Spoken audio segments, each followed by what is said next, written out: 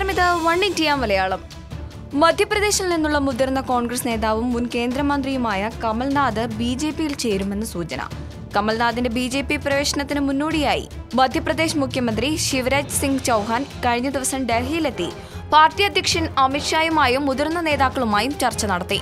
കേന്ദ്ര മന്ത്രിസഭാ പുനഃസംഘടനയിൽ കമൽനാഥിനെ ഉൾപ്പെടുത്തുമെന്നും സൂചനകളുണ്ട്. മധ്യപ്രദേശിലെ 29 എംപിമാരിൽ 2 പേർ മാത്രമാണ് കോൺഗ്രസ് പ്രതിനിധികൾ. ചിന്ദ്വാരയിൽ നിന്ന് കമൽനാഥും ഗുണയിൽ നിന്ന് ജ്യോതിരാദിത്യ സിന്ധ്യയും. കോൺഗ്രസ് നേതൃനിരയിൽ കമൽനാഥ് നേരിട്ട അവഗണന മുതലെടുത്താണ് ബിജെപി പ്രവേശനത്തിന് കളമൊരുക്കിയതെന്നാണ് സൂചന. കോൺഗ്രസ് ലോക്സഭാ കക്ഷി നേതൃസ്ഥാനം പ്രതീക്ഷിച്ചിരുന്ന കമൽനാഥിന് പകരം മല്ലികാർജുൻ ഖാർഗെയാണ് ഹൈക്കമാൻഡ് നേരത്തെ നിയോഗിച്ചത്. ഖാർഗെയ്ക്ക് പബ്ലിക് അക്കൌണ്ട്സ് കമ്മിറ്റി അധ്യക്ഷ സ്ഥാനം നൽകിയപ്പോൾ ലോക്സഭാ കക്ഷി നേതൃസ്ഥാനം ലഭിക്കുമെന്ന കമൽനാഥിന്റെ പ്രതീക്ഷയും അസ്ഥാനത്തായതോടെയാണ് ബിജെപി വല വീശിയത്. കമൽനാഥിന്റെ ബിജെപി പ്രവേശനം ആഘോഷിക്കാനുള്ള തയ്യാറെടുപ്പിലാണ് പാർട്ടി ആസ്ഥാനത്തെ കേന്ദ്ര നേതാക്കൾ.